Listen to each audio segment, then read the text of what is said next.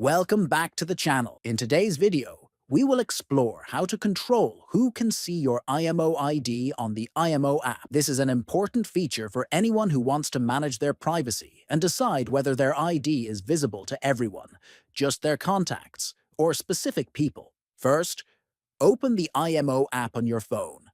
Next, tap on the profile icon located at the top left. Next, you will see your profile name at the top of the page. Click on your profile name to open the profile settings. Then scroll down and click on the Edit button at the bottom of your profile page. After that, look for Privacy Settings and tap on it. In the Privacy menu, click on IMO ID to open the choices available. You will find 4 options: Everyone, My Contacts, Custom, and Nobody.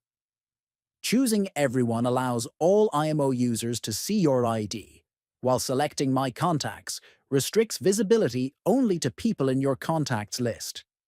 The Custom option lets you manually pick who can view your ID, and selecting Nobody hides your ID completely. If you found this video helpful, don't forget to subscribe to the channel, give it a like, and share it with your friends. Thanks for watching.